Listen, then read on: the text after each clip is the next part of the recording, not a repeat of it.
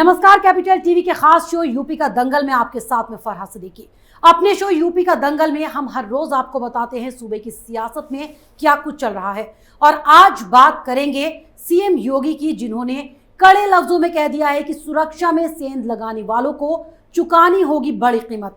तो वहीं पीएम मोदी करीब 8 महीने बाद अपने संसदीय क्षेत्र वाराणसी का दौरा करने वाले हैं, जिसको लेकर तैयारियां भी पूरी कर ली गई। लेकिन पीएम का यह दौरा इसलिए भी बेहद खास माना जा रहा है कि वो वाराणसी को 1500 करोड़ से ज्यादा की परियोजनाओं की सौगात देंगे, जिस पर विपक्ष बौखला गया और विरोध करने लगा। आज बात एटीएस के आतंकियों के खिलाफ अभियान की भी करेंगे, जिसमें नया खुलासा ये हुआ कि अलकायदा के आतंकियों ने कबूल कर लिया है कि उनके निशाने पर लखनऊ का एक बड़ा मंदिर और एक मशहूर बाजार था, और दोनों ई रिक्शा में कुकर बम को फिट कर इस हमले को अंजाम देने वाले थे। आज इन्हीं मुद्दों पर बात करने के लिए हमारे साथ स्टूडियो में मौजूद हैं कैपिटल टीवी के editor in chief doctor Manish Kumar. Doctor साहब, बहुत बहुत स्वागत है आपका। धन्यवाद। डॉक्टर साहब, मुख्यमंत्री काफी सख्त लहजा इख्तियार करते हुए नजर आए। जिस तरह से एटीएस की कार्रवाई चल रही है आतंकियों के खिलाफ, सीएम ने साफ कह दिया कि देश की सुरक्षा में सेंध लगाने वालों को बख्शा नहीं जाएगा। ये बयान इसलिए आया क्योंकि जब से ये अलकायदा के आतंकी लखनऊ में पकड़े गए हैं और उसके बाद 4 लोगों को कानपुर में पकड़ा गया है और कई जगहों पे आप देखिए कितनी बड़ी ये साजिश पूरे देश के खिलाफ जो ये लोग कर रहे हैं, पाकिस्तान के पैसे के ऊपर।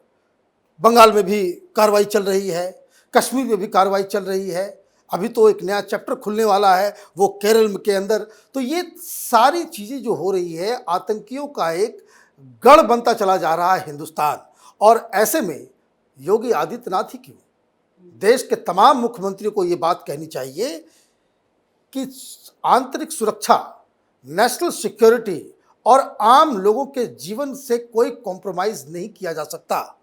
जो लोग हिंदुस्तान के अंदर हिंसा भड़काना चाहते हैं उनको कोई, इसको कह सकते हैं, मोहलत नहीं दी जानी चाहिए। इनको तो सीधे जेल के अंदर या इनका इनकाउंटर कर देना चाहिए, जिसके लिए योगी काफ़ी पॉपुलर भी है। अब ये बयान इसलिए दिया गया क्योंकि ये लोग जब से पकड़े गए हैं, ये समाजवादी पार्टी के लोग, हाँ, ये आम आदमी पार्टी के लोग, कांग्रेस पार्टी के लोग, ये लोग कह रहे हैं कि ये स्टंट है, ये स्टंट है। तो बंगाल में जो लोग पकड़े गए हैं वो क्या है, वहां कौन से चुनाव होने, वहां कौन से चुनाव, कश्मीर में क्या हो रहा है, केरल के अंदर क्या हो रहा है। तो ये एक अपने आप में बता रहा है कि विपक्ष ने ये तय कर लिया है कि टेररिज्म के मुद्दों के ऊपर भी ये लोग राजनीति का गंदा खेल खेलने वाले हैं। और जो लोग, ये तो साफ साफ आ गया मसला कि आप किस तरीके से, जब अखिलेश यादव मुख्यमंत्री थे तब इन्होंने ये तमाम मुस्लिम आतंकवाद में जो लोग लिप्त थे उनके ऊपर बाकायदा ऑर्डर पास कर दिया था कि भाई सारे केसेस विड्रॉ कर लो। मामला हाईकोर्ट में गया तो हाईकोर्ट ने जो टिप्पणी दी उसके बाद तो चुल्लू भर पानी में डूब के मर जाना चाहिए सेक्युलर इंडस्ट्री के लोगों को। हाईकोर्ट ने साफ कहा कि इन लोगों के ऊपर केस चल रहा है, तहकीकात हो रही है, आप सरकार में हो, इसका मतलब ये नहीं कि आप इस तरह का फैसला लो, आप सारे केसेस विड्रॉ कर ले रहे हो। तो हाईकोर्ट ने कहा कि अभी तो विड्रॉ कर रहे हो कि कल आप फिर इसे पद्म भूषण भी देना, पद्मश्री भी देना। ये कटाक्ष था। राजनीति इस हद तक चली जाएगी। और ये क्यों हो रहा है, आप देखिए, आपने जैसे खबर बताई कि ये जो अलकायदा के जो लोग पकड़े गए, जो कुकर बम बन रहे थे, बकायदा बकरीद पे करने वाले थे वो, और बकरीद के दिन ये लखनऊ में हिंदू टेंपल को टारगेट बना रखा था। और जो भीड़ भाड़ वाला वहाँ का एक मेन बाजार है, अब मेन बाजार में आप लेके चले, वो तो बिल्कुल साफ समझ में आ रहा है कि टारगेट आप जो है कुकर बम से अगर आप इस्तेमाल कर रहे हो, तो वो जिस तरह से कुकर बम का इस्तेमाल मुंबई में लोकल ट्रेन में किया गया था 2007 के आसपास, जिसमें 56 लोग मारे गए थे, तो आपको लोगों को मारने में मज़ा आता है। और ये जो विपक्षी पार्टियां हैं, ये इन हत्यारों को, इनको डिफेंड करने में मज़ा आ रहा है। इनको लग रहा है कि ऐसा करने से मुसलमानों का वोट उनका पक्का हो जाएगा, मैंने मती मारी गई है इन लोगों की कि आप बस राजनीति करनी है, मुद्दा नहीं देखना कि देश की सुरक्षा से जुड़ा कितना संवेदनशील मामला है। और ये बात इनको समझ में नहीं आती कि भाई भीड़ भाड़ का इलाका होगा तो बम फूटेगा तो वो क्या किसी की जाति देखेगा, किसी का धर्म देखेगा? उसमें मुसलमान नहीं मरेंगे? जो मुंबई में जो ब्लास्ट हुए जो लोकल ट्रेन में, उसमें तो मुस्लिम बहुत सारे थे।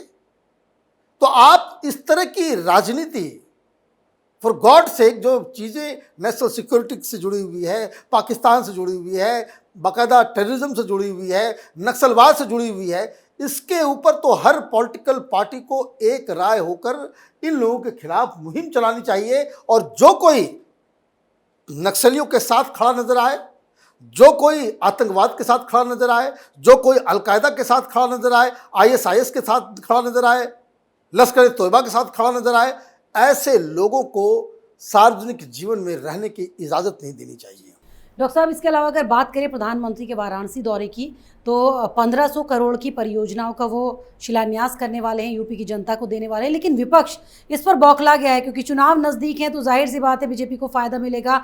तो उसको देखते हुए विपक्ष अब इसका भी विरोध कर रहा है। कल समाजवादी पार्टी पूरे प्रदेश भर में विरोध करेगी सरकार के खिलाफ। देखिए, कल हमने जब दंगल में इसको डिस्कस किया तो हमने कहा था कि लखनऊ प्रशासनिक राजधानी है, कल्चरल कैपिटल उत्तर प्रदेश का तो वाराणसी है, और वाराणसी से ही पूरा ईस्टर्न यूपी वो कंट्रोल होता है। लोग बनारस आते हैं, जाते हैं, बहुत सारी चीज़ें, बनारस में जो कुछ होता है वो हर ईस्टर्न यूपी के रहने वाले लोगों के अंदर जो है एक अच्छी अनुभूति देता है। अब 1500 करोड़ का वहाँ पे बाकायदा अलग अलग नीतियों के ऊपर जो है वो योजनाओं के ऊपर जो है वो शिलान्यास किया जा रहा है। दूसरा एक और विस्फोट इन्होंने कर दिया, 1200 करोड़ के आसपास गोरखपुर को उसको ठीक करने में योगी जी ने योजना बनाई है। तो अब इस तरह की चीज़ें चुनाव से पहले होंगी तो विपक्ष तो कुछ ना कुछ तो करेगा, कुछ तो करेगा। ऐसा तो नहीं होगा कि भाई सारा काम बीजेपी करते रहे और विपक्ष के लोग कुछ ना करें, चुपचाप बैठ जाए। तो वो क्रिटिसाइज़ करेंगे कि भाई 8 महीने के बाद आपको बनारस का ध्यान आया है, 5 साल में आपने बनारस के ऊपर क्या किया, अभी तक बनारस में कुछ बदलाव नहीं हुआ है। तो ये दोनों जनता को, यही डेमोक्रेसी का ब्यूटी है कि एक तरफ जो सरकार में जो लोग होते हैं, चाहे किसी की भी सरकार हो, किसी भी पार्टी की हो, वो लोक लुभावन योजनाएं जो हैं वो लोग सामने रखते हैं और विपक्ष उनमें उनको कमियां निकालता है, उन सवाल पूछता है, विरोध करता है। होना भी चाहिए, लेकिन हकीकत यही है कि जिस हिसाब से बनारस में बदलाव हुआ है, ये सारे लोग देख रहे हैं उसको, और उसका इम्पैक्ट अब जैसे रो जो वाटरवेज का जो सर्विस है याच का, वो स्टार्ट होने वाला है। ये पहले से ही गडकरी जी ने कहा था कि भाई हम वहाँ पे चलाएंगे जहाज पर्यटकों के लिए। अब ये इस तरह की तस्वीरें आएंगी, विजुअल आएगा, जिस हिसाब से आप देखिए उनके लिए अंगवस्त्र बनाया जा रहा है। 3 अंगवस्त्र बनाए गए हैं प्रधानमंत्री मोदी के लिए, और तीनों ही मुस्लिम बुनकरों ने बुने हैं। उसके ऊपर लिखा हुआ भी रुद्राक्ष है, एक पर जय श्री राम लिखा हुआ है।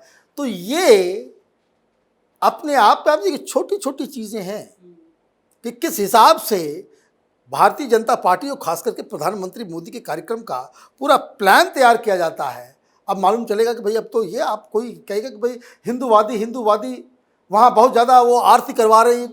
एक मैसेज देने की कोशिश की जाती है कि भाई बिल्कुल माने हिंदुत्व का पूरा ये है, उसमें आपने एक एलिमेंट डाल दिया कि प्रधानमंत्री जो अंगवस्त्र लेंगे वो मुसलमान बुनकर जो है वो उसको बुन करके दिया है।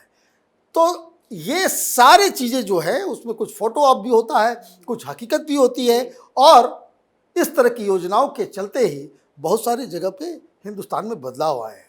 ये अखिलेश यादव से बेहतर कोई नहीं जानता कि मुलायम सिंह जब बने मुख्यमंत्री, सफाई का उन्होंने उनको छोटा सा गांव उसको आपने स्वर्ग बना दिया। बहुत सारी योजनाओं को, बहुत सारे काम आपने किए, लोग तारीफ करते हैं उसकी। तो अब प्रधानमंत्री बनारसी से आए हैं, वहाँ से वो चुन के आते हैं, वहाँ की जनता उनको चुनती है, तो ये सोच के चुनती है ना कि भाई हमारा जो सांसद होगा वो प्रधानमंत्री बनेगा तो हमारे लिए जरूर कुछ करेगा, और क्या। तो ये दायित्व भी बनता है। और दायित्व के साथ साथ इसमें एडेड एडवांटेज ये है कि सफाई में आप इतने सारे काम करोगे उसका इम्पैक्ट आसपास के इलाकों में नहीं होगा। लेकिन बनारस में अगर आप ये काम करोगे, गोरखपुर में ये काम करोगे, तो उसका इम्पैक्ट सब जगह होगा। लोगों के ऊपर इसका अच्छा पॉजिटिव इम्पैक्ट बनता है, इमेज बनता है, और इसीलिए विपक्षियों को वो मिर्ची लग रही है, इसलिए विरोध हो रहा है कि अगर ये सारी चीज़ें होंगी तो फिर बड़ा मुश्किल हो जाएगा कैंपेन में जाकर के कुछ भी क्रिटिसाइज करना। तो ये कहानी है इसकी। डॉक्टर साहब, इसके अलावा अलकायदा के जो आतंकी गिरफ्तार हुए हैं, हालांकि उसके बाद लगातार एटीएस ताबड़तोड़ कार्रवाई कर रही है, एक के बाद एक कई लोगों को हिरासत में लिया गया, पूछताछ की जा रही है। ये भी खुलासा हो गया कि ये लोग किस तरह से पूरी साजिश को अंजाम देने वाले थे। लेकिन क्या माना जाए, लोगों की गिरफ्तारियां हो रही हैं, हिरासत में लिया जा रहा है, जांच एजेंसियों के लिए अभी कितनी बड़ी चुनौती नजर आती है इससे निपटना? देखिए, बहुत बड़ी चुनौती है। बंगाल में, बिहार में, मध्य प्रदेश में, यूपी में, पंजाब में, कश्मीर में, केरल में, महाराष्ट्र में ऑलरेडी ऑपरेशन शुरू हो गए हैं, क्योंकि अब जो सुरक्षा एजेंसियां हैं हिंदुस्तान की, उनकी जिसके कह सकते हैं कि नींदें उड़ गई हैं। पहले तो हम ये सोच के बैठे हुए रहते थे कि भाई हिंदुस्तान का मुसलमान, उसको आईएसआईएस पसंद नहीं है, अलकायदा से कोई हिंदुस्तानी उसमें गया नहीं। ये मिथ टूट रहा है, इनफैक्ट ये मिथ टूट गया है।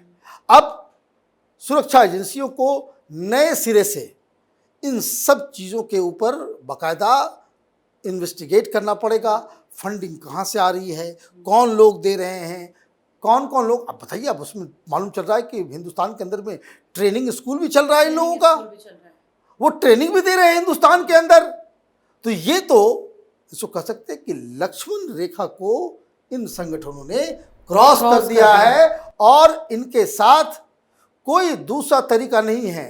इन लोगों को बिल्कुल खत्म करना, ये वर्तमान की जो राज्य सरकारें हैं, चाहे किसी भी पार्टी की हो या केंद्र सरकार हो या सुरक्षा एजेंसियां हो, उनका दायित्व है कि जिस किसी के ऊपर इस तरह का शक व शुबा होता है तो इमीडिएटली उसको न्यूट्रलाइज करने की ज़रूरत है। अभी ये जो इन्वेस्टिगेशन है, इसे आप कह सकते हैं कि टिप ऑफ द आइसबर्ग भी नहीं है। कितने सारे स्लीपर सेल्स इन लोगों ने तैयार कर लिए हैं, इसका पता ठिका लगाना ये सबसे बड़ी चुनौती है। एक बार जब पता चलेगा तब हिंदुस्तान की लोगों के, खास करके ये जो लुटियन गैंग है, ये जो लेफ्ट लिबरल कबाल है, इनकी भी आंखें खुलेंगी, और उसके बाद जो कार्रवाई कानून के हिसाब से होती है वो तो होती रहेगी। लेकिन ये जो लखनऊ से जो खेल शुरू हुआ है, ये बहुत दूर तक जाएगा और हिंदुस्तान के लिए एक बहुत बड़ी चिंता का सबब बन गया है ये। डॉक्टर साहब, चलिए, बहुत बहुत शुक्रिया हमारे साथ कार्यक्रम में। धन्यवाद। जहां सीएम योगी लोगों से कह चुके हैं कि हमें सावधान रहना होगा, क्योंकि इससे तमाम लोगों की जान बचाई जा सकती है, और जो लोग सुरक्षा, राष्ट्रीय सुरक्षा को चुनौती देते हैं, उन्हें इसके गंभीर परिणाम भुगतने होंगे। तो वहीं पीएम के दौरे से बौखला गई हैं कई विपक्षी पार्टियां। वहीं अलकायदा के गिरफ्तार आतंकियों से पूछताछ में एक के बाद एक कई राज खुलते जा रहे हैं, जिससे आतंकियों के नापाक मंसूबों पर पानी फिरता साफ दिखाई दे रहा है, क्योंकि जांच एजेंसियां पूरी तरह से सतर्क हैं। अगर आपको हमारे प्रोग्राम पसंद आया तो इसे लाइक करें, शेयर करें, और उत्तर प्रदेश चुनाव से जुड़ी हर खबर को जानने के लिए कैपिटल टीवी के साथ साथ कैपिटल टीवी उत्तर प्रदेश को सब्सक्राइब करना ना भूलें। अगर आपको हमारा वीडियो पसंद आया हो तो इसे लाइक करें, हमारे चैनल को सब्सक्राइब करें, और हाँ, बेल आइकन दबाना ना भूलें, ताकि आप तक हमारे वीडियो की नोटिफिकेशन पहुंचती रहे। आप अपना सुझाव हमें कमेंट बॉक्स में दे सकते हैं। हमारे साथ जुड़ने के लिए शुक्रिया।